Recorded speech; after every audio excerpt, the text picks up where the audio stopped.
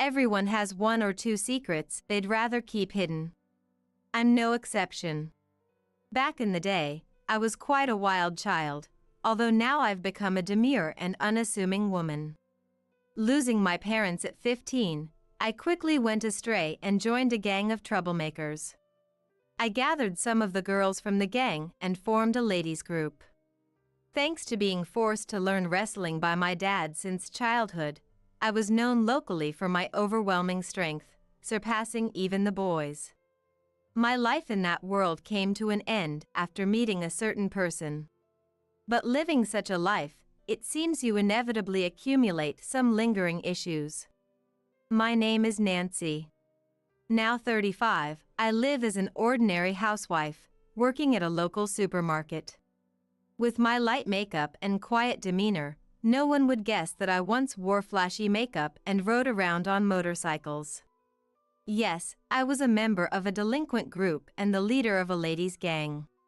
But then, I met my husband, Joshua, and everything changed. It all started 10 years ago, during a clash with a rival gang, when Joshua unexpectedly intervened. That gang used to start fights at every gathering. One day, a particularly fierce brawl broke out. Joshua joined in to save his brother, a member of the rival gang. As members of both groups were falling, Joshua and I were the last ones standing. I remember Joshua laughing at his mistake, realizing his brother wasn't even there. His dignified appearance somehow struck me, and I found myself speaking to him. "Hey, you're pretty cool." "Me? Really? Looking like this? You must have some strange tastes. Were you calling out for someone named Noah? Did you find him?" "No, it turns out my brother wasn't here." That's how our slow, private conversation began. Joshua's brother, it seems, was an irredeemable delinquent. Joshua had even taken up boxing, trying to reform him. Joshua himself admitted he couldn't stand to ignore wrongdoing. He struck me as a man brimming with a sense of justice. Through our conversation, we grew close. Over time, we met more often and it became clear that we had feelings for each other. But back then, Joshua despised delinquents. Despite our mutual attraction, my involvement in the delinquent world prevented our relationship from progressing. Finally, Joshua said that if I left the gang for good, he'd want to be with me. Tired of the senseless fights, I took the opportunity to leave the group. We started dating and got married 5 years later. The group I was part of got disbanded by a rival faction 2 years after I left. After marrying Joshua, I completely transformed into a calm and graceful woman. But recently, our peaceful life was threatened by a certain neighbor. Joshua's sister, Sonia, and her husband. One day, as I was about to see Joshua off to work, the doorbell rang. Who could that be? I'll check. The next moment, Joshua looked surprised. Sonia! He mentioned his sister, whom I knew. I had met her once at a family dinner. Hey Joshua, we've moved next door starting today. Please take care of us. Hello, I'm Tony, Sonia's husband. Well, looking forward to your cooperation. You are. The two of them started off with a disrespectful attitude. But since one was Joshua's sister, I couldn't be too confrontational. We get along well with the in-laws, so I didn't want to cause unnecessary trouble. And it turns out, Tony was the person who lured Joshua's brother, Noah, into the delinquent world. They both went to the same high school and were a year junior to Joshua. Joshua turned 34 this year, so they must be 33. Sonia, 3 years younger than Joshua, should be 31. Joshua, too bad about your brother, huh? Tony, I don't care about Noah anymore. Even you. Joshua was visibly angry. His brother had passed away due to a fight. Joshua's brother and sister apparently never got along well. Sonia felt neglected in favor of her brother and developed a rivalry, which eventually extended to Joshua as well. Joshua once mentioned how difficult it was to deal with his sister, preferring to dote only on his brother. And like me, Sonia was also a former member of a delinquent group. Unlike her voluntary involvement, Noah was forcibly recruited by Tony. Seeing his siblings' transformation, Joshua probably grew even stronger in his sense of justice. As the three glared at each other, I spoke up from behind Joshua. "Joshua, you need to leave for work soon." "Ah, right." "Running away, Joshua? Remember, I haven't forgotten that you laid hands on me." "That was because you attacked Noah." "All right, both of you, enough. We're done here." With Sonia's words, Joshua left for work, still unresolved. And at the same time, the bell tolling the start of Sonia and her husband's harassment began. An hour after Joshua left for work, the doorbell rang. But when I checked, no one was there. An hour later, there was a loud noise at the entrance as if something was violently placed there. When I looked, there was a heap of cardboard boxes dumped in front of the door. "What's this about?" No one was around. So I decided to ignore it and went back inside. Then, I heard a small popping sound from the balcony. I hurried over and found 3 broken eggs scattered. We live in an apartment on the corner, next to the room Sonia just moved into. This means the harassment likely came from Sonia's room, as there are no neighbors on one side and it's too high for someone from below. Angry, I confronted my next-door neighbors. "Hey, is that you? What do you want, showing up like this?" Sonia greeted me with an irritable demeanor. "Is this your idea of a prank? Throwing eggs on our balcony?" It had to be Sonia or her husband. The angle only made sense from Sonia's balcony. But Sonia glared at me, replying, "What? Don't be absurd, lady." "Lady, you got proof we did it? Make false accusations and I'll call the cops." Despite being a former gang member, her reliance on the police in such a situation seemed second-rate to me. "I have no proof. But the way the eggs are scattered, they could only come from your balcony." I tried to remain calm. But Sonia kept glaring and arguing back. "Proof? That's weak. Hey Tony, the lady next door is complaining." Hearing this, Tony joined in. Hey. Just because you're Joshua's wife doesn't mean you'll get any special treatment." If Sonia was second-rate, Tony's words were no better. He might think he's intimidating, but to me, it's not frightening at all. I could feel my old self stirring. But I didn't want to revert to my past. So, I played the role of a meek, unassuming woman and said quietly, "Please, don't raise your voice." Inwardly, I wanted to deliver a roundhouse kick right then and there, to snap that foolish neck. But having reformed after meeting Joshua, I didn't want to throw away all my efforts for something like this. Seeing my reaction, they both burst into laughter in front of me. "Haha, so you're Joshua's wife? I thought you'd be something special, but you're just a dull woman." Weak. Tony was giving you too much credit. At the family dinner, you seemed like a real introvert. "Ah, a kick alone won't suffice.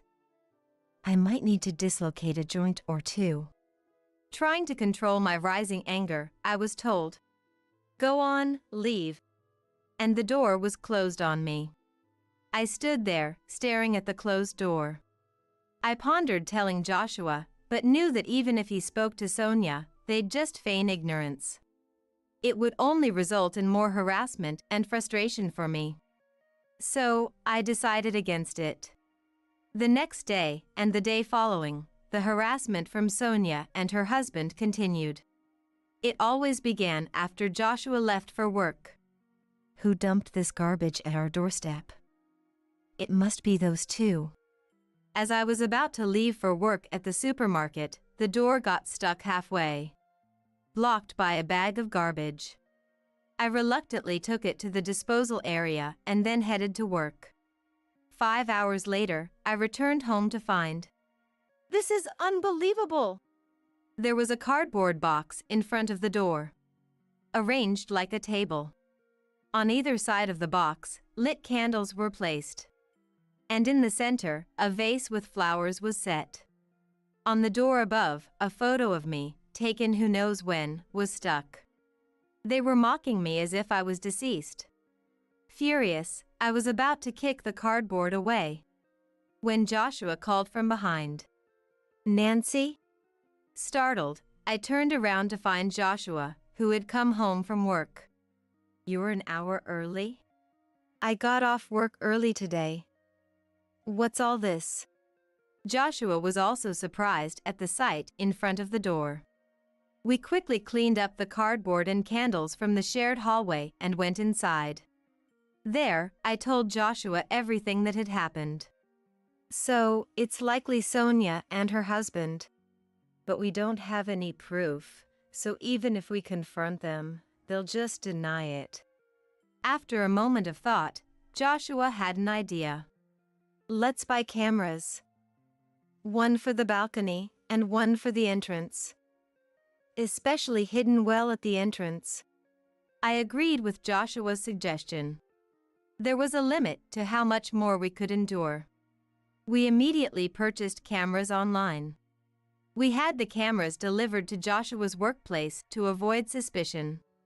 "For now, we'll just have to endure until the cameras arrive. Then we can retaliate with evidence." Understood. So, I bore the harassment from Sonia's house for the next couple of days.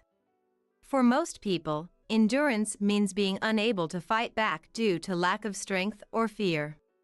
But for me, it was different. I was holding back the urge to retaliate. In a world where using force was permissible, I would have already pulverized those two.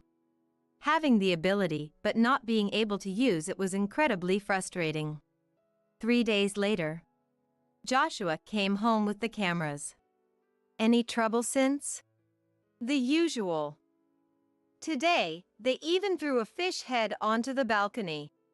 "Let's set up the cameras right away. Put one behind the air conditioning unit on the balcony, aiming at Sonia's balcony. We'll hide another near the fire extinguisher by the entrance." The day after installing the cameras, Sonia's antics started again as Joshua left for work. I monitored everything through a recording app. Sure enough, the two of them started their antics. I silently observed and left for work when it was time. 2 hours into my shift at the supermarket, Sonia lined up at my register. Well, if it isn't my sister-in-law. I silently scanned the items. It was clear from Sonia's tone she knew it was me. Her demeanor dripping with condescension. "Aren't you a bit cold for a cashier? Shouldn't you be more hospitable? Come on, give me a discount on this." Other customers were lined up behind Sonia, watching our interaction with concerned expressions. "Hey, I'm not a scarecrow, you know." A middle-aged man in line spoke up to Sonia. "Hey, can't you see she's uncomfortable?" Sonia whirled around, glaring fiercely. "Shut up! It's none of your business." The man seemed completely deflated by Sonia, who suddenly yelled at him. The man shrank back and left the line. I then addressed Sonia for the first time. "Ma'am, if you continue to behave inappropriately, I'll have to call security." I spoke in a calm but icy tone. Perhaps mindful of the others watching, Sonia retorted, "Geez, it's just a joke." "Ah, so disappointing." And left the store, abandoning her items halfway through the transaction. The other customers stared in astonishment. My anger was just about to boil over. When I returned home after work, there was a notice on the door. The note on the door read, "Useless cashier." That's it. I can't take it anymore. I ripped off the note in frustration and waited anxiously for Joshua to return. After Joshua got home, we reviewed the footage from the cameras. It clearly recorded Sonia and her husband's misdeeds. Now we can fight back. All right, let's go now. Anger filled Joshua's eyes. When we rang Sonia's doorbell, Tony answered. You two again? What do you want this time? Sonia appeared behind him. What do you want, Joshua? The two of them asked lazily. We finally began our counterattack. You too. As I started to speak, Joshua stopped me and stepped forward. Nancy, let me handle this. Sonia, and you, Tony. If you harass us any further, it won't end well for you. Joshua's voice was low and menacing. Tony retorted. What? You want to fight? Do you even have proof we did anything? Making baseless accusations like before. Before Tony could finish, Joshua started playing the video saved in the recording app. What this is? Our video capturing your wrongdoings. We had to install cameras because your harassment was too much. This silenced the usually talkative pair. Tony. Sonia, showing a hint of panic, turned to Tony. Tony, frowning deeply, glared back at us. Damn it, you got us this time. The trouble started from your end, remember? I said with a serious face. Tony retorted. So, we settle this with force, huh? Wait there, Joshua. I'm calling someone. Call whoever you want, we'll be ready. Joshua stood firm, undeterred. As the situation escalated, Tony desperately pleaded into the phone. William, I need backup, now. His tone was completely different from the bravado he showed us, repeatedly begging for help. After hanging up, he turned back to us. Get ready. William, the most notorious guy around here, is on his way. He smirked at us. Convinced of his imminent victory, but relying on someone else's strength showed his true cowardice.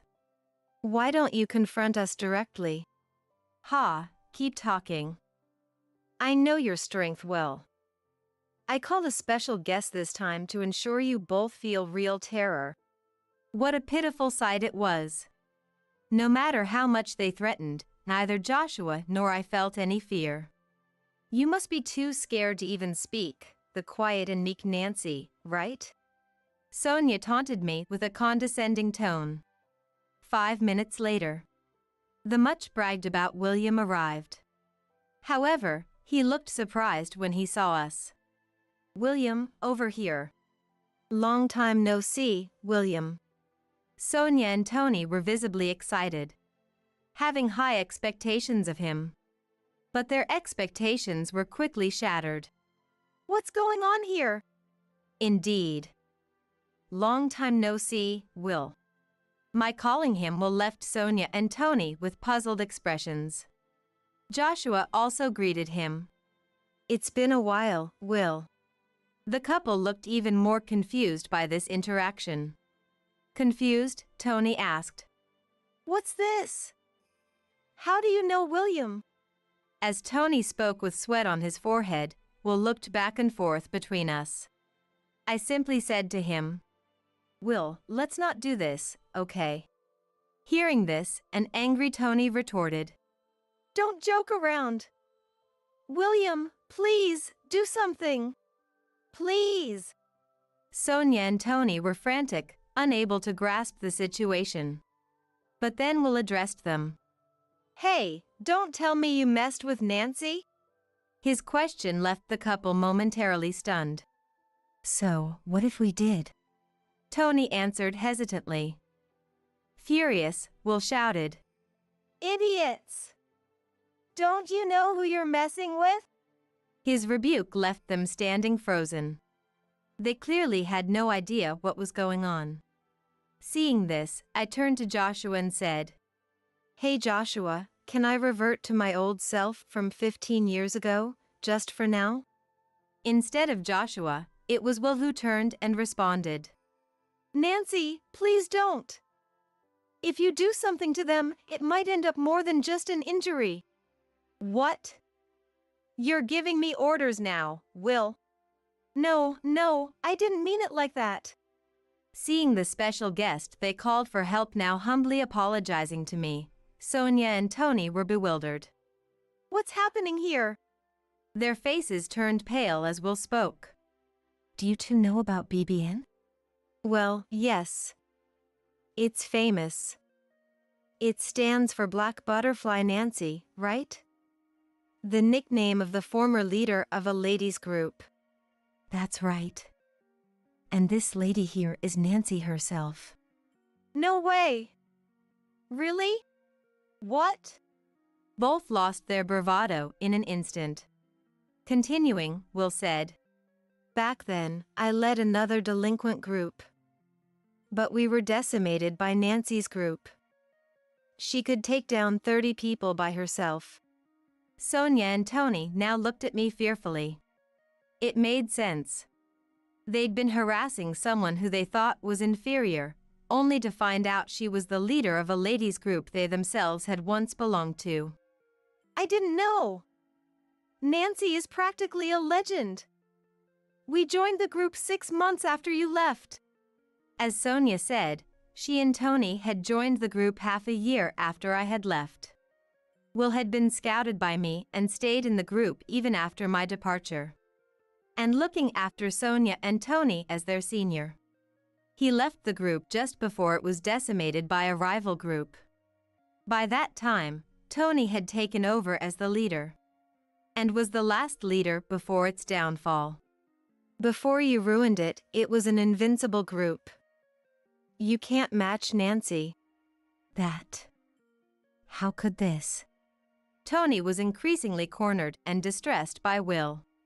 "Well, the group that took you down is now the strongest in New York State. But if Nancy was still active, she would still be the strongest." Hearing this, Sonia and Tony collapsed, their spirits broken. Seeing this, Will turned to me and apologized. "Please forgive them for my sake." Watching Will apologize, Sonia and Tony had completely lost their will to fight. They never imagined their call for help would backfire this way. "All right, but you'll have to settle your dues properly." I glared at the two of them and said, "Ah!" They let out a short scream. "For 1 month, you'll clean this apartment and our balcony that you dirted. If you skip even 1 day, I won't be so forgiving next time." "Okay." Sonia, completely intimidated, managed to stutter out her agreement. Tony, unable to speak, just kept nodding frantically. Watching them, Will commented, "No one can really stand up to Nancy." Hearing this, the silent Joshua finally spoke. "But I hate delinquents. If Nancy hadn't reformed, I wouldn't be here." Looking down a bit, Joshua said softly, and I peered up at him. "Don't worry. I won't show that side of me again." Will burst into laughter at this scene, and we all ended up laughing together. Will and Joshua knew each other because the three of us had met after I left the group. We bumped into Will while on a date and had tea together. "Well, now that's settled, why don't you come over for dinner, Will?" We three left Sonia and Tony slumped by the entrance and headed to our apartment. Before entering, Joshua added, "Sonia, you're my sister, so I'll let this slide just this once, but there won't be a next time." Watching him, I wondered if he too was hiding the same fighting spirit as us. From that day, the harassment from Sonia and her husband completely stopped. As promised, they continued cleaning our balcony and the common areas of the apartment. Though just delinquents doing chores, other residents sometimes looked at them curiously, but that soon stopped. After a month, Sonia and her husband left the apartment without a word. Even Joshua, their blood relative, didn't know where they went. They probably left, feeling awkward about staying in the same place. We had no reason to get involved further and thought they finally made a wise decision. Finally, we had our peaceful life back. Though neighborhood troubles are common, I never thought I'd be directly involved. At least it was resolved amicably. I have a past I'd rather keep hidden. Joshua has kept it secret all this time. I'm not ashamed of all my past, but I have reflected on my mistakes. I just want to cherish my life with Joshua now. And I hope to live without ever showing my true nature to anyone again. That's all I'm thinking about now. My health's been declining recently.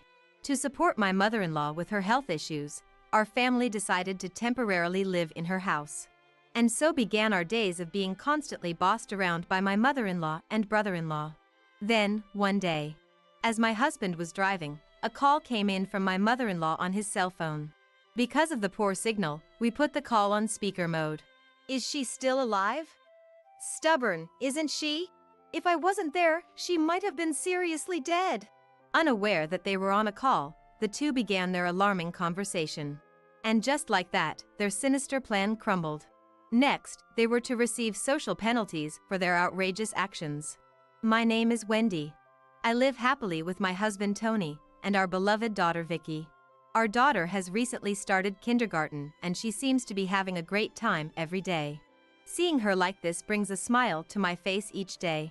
Then, one day, my husband got a call from my mother-in-law, Barbara. My health's been declining recently, she said in a weak voice. Barbara had suffered a stroke in the past, leaving her with a slight paralysis in her limbs. That being said, her symptoms were not severe, and she was able to live her life without major inconvenience, walking around with a cane. According to her, the after effects of the stroke seemed to be causing her pain. It's hard to live like this. I'm not getting any younger, and if something were to happen, I might not be as lucky as your father was. Barbara continued nervously. What about we all live at your place until your health stabilizes? Catching me off guard. What about your brother, Matt? As far as I knew, Matt, Tony's brother, was living with my mother-in-law. But according to her, Matt was busy job hunting and she didn't feel secure with him alone. I was torn. To be honest, I didn't get along well with Barbara. She always had a lot to say and I had experienced her being rather harsh towards me in the past. But it wasn't just me who had issues with my mother-in-law. My husband, Tony, didn't exactly have the best relationship with his mother either. Apparently, she had always favored Matt, the eldest son, while Tony was treated as if he were an afterthought. When I broached the topic, Tony replied with a troubled look. That's true, but still, I am her son. Indeed, this seemed like a sentiment typical of Tony, a man of strong responsibility. Out of respect for my husband, I agreed to the temporary move to my in-laws' house. Moving homes is a big deal. Fortunately, our home and the in-laws' home aren't too far apart. Our daughter, Vicky, probably won't even need to change her kindergarten. Also, Vicky herself seemed fairly excited about the idea. So, I convinced myself, thinking, it's just until Barbara's health improves. With that, we started our life at my in-laws' house. But my burden turned out to be more than I had expected. First off, the house itself is pretty old, and its size means housework is quite a struggle. The time required for cleaning is off the charts. What's more, the volume of cooking and laundry has nearly doubled. I was under the impression that I'd just be helping my mother-in-law, but in reality, most of the housework fell on my shoulders. And while I was working hard, my mother-in-law was. Vicky, darling, it's such a lovely day, why don't we go shopping together? I want to come. And off she'd go, enthusiastically spending time with her granddaughter. And then, you see, that painting of Matt's won a gold medal. Oh, really? That's interesting. Hey! Are you really listening? This is the amazing part. She'd ramble on endlessly about trivial past achievements of her favorite son, all while munching on snacks. To be honest, it was seriously annoying. She seems to be in great shape. How is she in poor health? I eyed my mother-in-law with suspicion. Suddenly, she started coughing as if she was startled. Am I imagining the insincerity here? Well, let's end my rant about my mother-in-law here. Next is about my brother-in-law. He was also a significant pain in the neck. Contrary to the stories I'd heard, Matt turned out to be a jobless singleton almost entirely dependent on his parents. And his thoughts and actions were so childish, it was hard to believe he was a man in his 40s. Wendy, I'm hungry. Where's my lunch? Wendy, why didn't you wake me up? I missed my favorite show. I found myself catering to him as well. Even Vicky, my daughter, helps out around the house. He seemed to think he was entitled to having others look after him. I'm not your wife nor your mother. I screamed inside my head. The fact that he called me Wendy darling was also creepy. Moreover, there was something unnerving about the way he looked at me. So, I was leading a tough life, both physically and emotionally, due to these two people, but one night, several relatives had gathered for a drinking party at our home. I went upstairs to fetch a fan to improve the ventilation in the living room. The fan should be around here somewhere. Wendy. When I turned around, my brother-in-law was standing behind me out of nowhere. Then, with a smirk on his face, he said something unbelievable. Why don't you ditch boring Tony and start over with me? I couldn't believe my ears. But it seemed I had heard him right. He was ogling me with a lascivious grin on his face. He might have been emboldened by alcohol, but his remark was disgustingly crude to the extreme. Brother-in-law, you're clearly too drunk. That's not funny, even as a joke. Huh? Are you sure you want to reject me? I might spill your secret to Tony, you know? What? I don't know what you're talking about. I'm busy, so I'll leave now. With that, I tried to ignore him and head downstairs. But he forcefully grabbed my arm out of the blue. Come on, I'm way better than Tony. Stop it, just stop it. Startled, I jerked my arm away from my brother-in-law.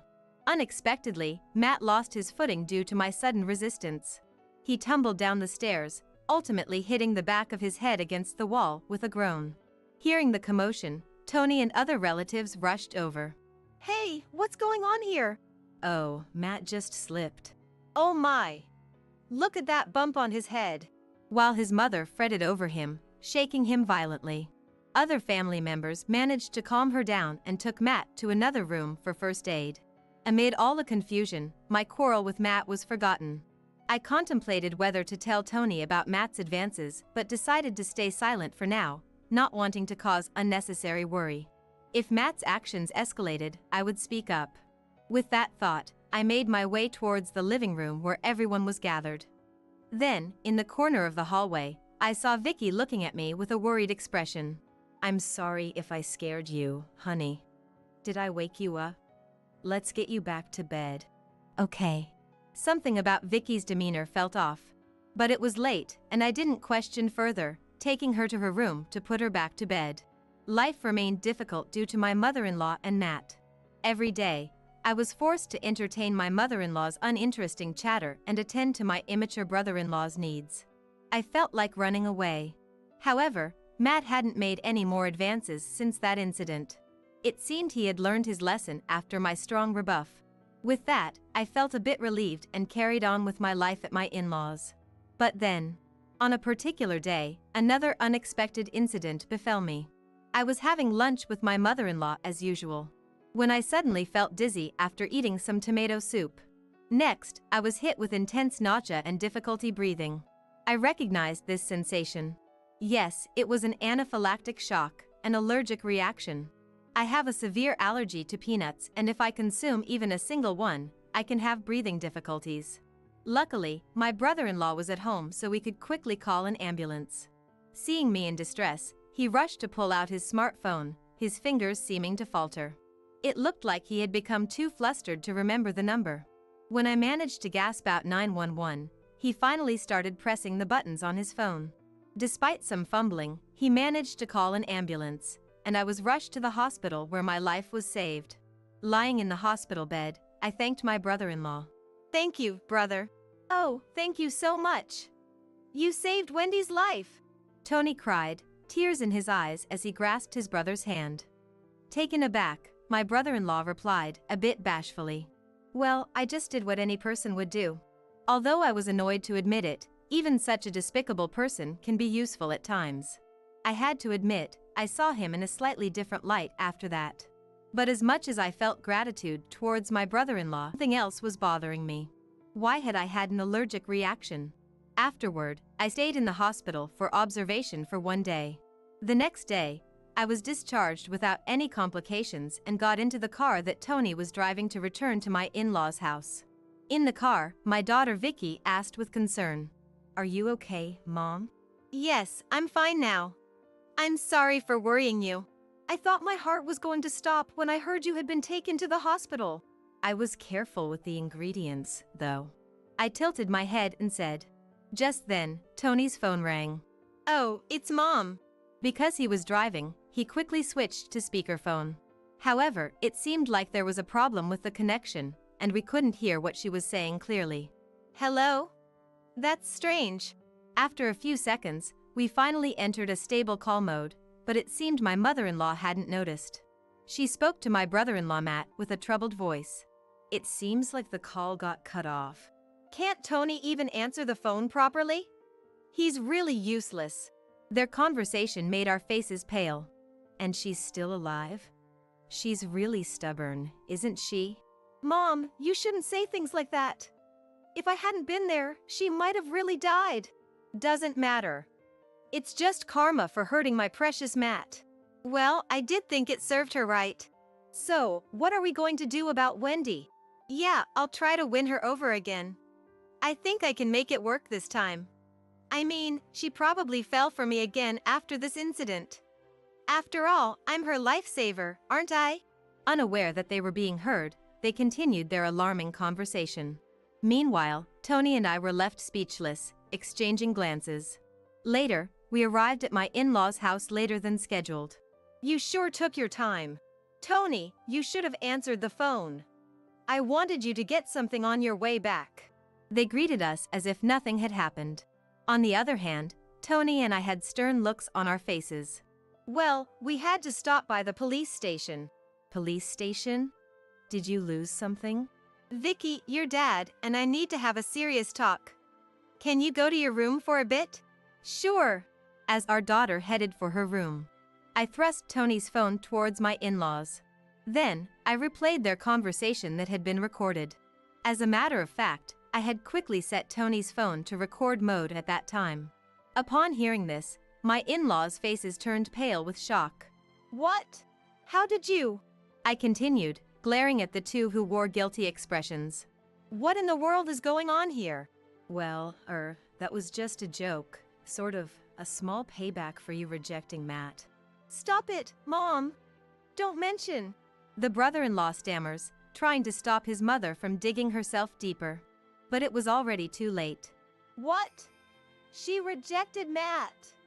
What is this about?" As I explained to my husband, his normally gentle face transformed into something monstrous. Then, he furiously started questioning his mother and brother. Before his onslaught, they confessed everything. It turned out that my mother-in-law was attempting to set me up with Matt. Worse still, the brother-in-law seemed to be on board with the plan. So, she had feigned illness to lure me to their house. The idea of trying to turn her daughter-in-law into her son's fiancé was so outlandish, I was chilled to my bones. The reason for this bizarre plan? They felt sorry for Matt, being single despite being the older brother. Their lack of empathy was so astounding, I could hardly believe they were human. Needless to say, their selfish scheme didn't pan out. And Matt ended up tumbling down the stairs in a pitiful fashion. As I remembered the events, I shuddered. At the same time, something my brother-in-law had said stuck in my mind. "What secret about me were you using as a threat?" With a side glance at my husband, he grudgingly replied, "It was about that $50,000 you're hiding." It appeared he was after my personal wealth as well. But he was way off the mark. He and my mother-in-law assumed that I was secretly earning money through stock trading or foreign exchange, but in reality, the money was from my hobby of writing, which I'd been doing for some time. In other words, it was a savings account approved by my husband, not some hidden wealth. He's always told me, that money is something you earned with your own hard work, Wendy. You can use it whenever you think it's necessary. Apparently, my brother-in-law had seen my bank book by chance when he visited our house and told his mother about it. "Why not make her your wife then?" she had suggested. Indeed, it's quite a horror story. Anyway, the plot between the two of them was quickly thwarted. As for my mother-in-law, it seems she was in revenge mode because I not only rejected Matt's advances but also caused him to get injured. So, she conspired with Matt to mix peanut powder into my lunch. She probably thought that they could retrieve the $50,000 later. But, seeing me suffering more than he expected, Matt became frightened and hurriedly called an ambulance. By the way, it seems my mother-in-law had been trying to get the passcode for the bank account from Vicky all this time. Of course, there was no way my daughter would know the number, so it was a wasted effort, but she seemed to be filling my daughter's head with nonsense like, "Mommy is doing something wrong to make money. Grandma will take care of it. Oh, don't tell Mommy about this. If you do, she might get arrested by the police." That day, the mystery of my daughter's strange behavior towards me was finally solved. What were you thinking, scaring your own grandchild like that? Aren't you ashamed of trying to steal your younger brother's wife? I always thought you were a fool, but I never expected this. As Tony voiced his anger and disbelief, his fists trembling, Matt, perhaps feeling his pride hurt, retorted, "Hey, don't get cheeky just because you're my younger brother. I'm way more handsome than you. If I had met Wendy before you did, she would have definitely married me." This further fueled Tony's anger. But there was someone even angrier than my husband. Yes, that was me. You've got to be kidding. Tony is a decent human being unlike you. There's no way I would marry a deluded jerk like you, even if hell freezes over. You middle-aged narcissist. Grow up and stop adding darling to my name. Before I knew it, I was shouting every insult I could think of. Matt seemed to shrink under my intense glare and harsh words. Regaining my composure, I cleared my throat and told them in a calm voice, "Anyway, your actions have crossed a line. I almost died, so I will be filing a criminal complaint for assault. Please pay the damages. I consulted at the local police station earlier. They advised me to discuss this with you first since we are family, but I have no intention of doing that now." No way. You're going to sue us." Faced with our wrath, the two of them were pale as a ghost, prostrating themselves on the ground. Then they started to plead with us in trembling voices, trying to get us to drop the lawsuit. "Wait, we didn't think you'd be hurt that badly." "Yes, that's right. It was just a spur-of-the-moment thing. Forgive us, we're family, right?" At their pleas, Tony and I exchanged looks and started discussing. Just then, Vicky entered the room. Perhaps she was bothered by the commotion. Suddenly, my mother-in-law said with a forced smile, "Come on, Vicky, I'm a little busy right now. Let's go back to your room."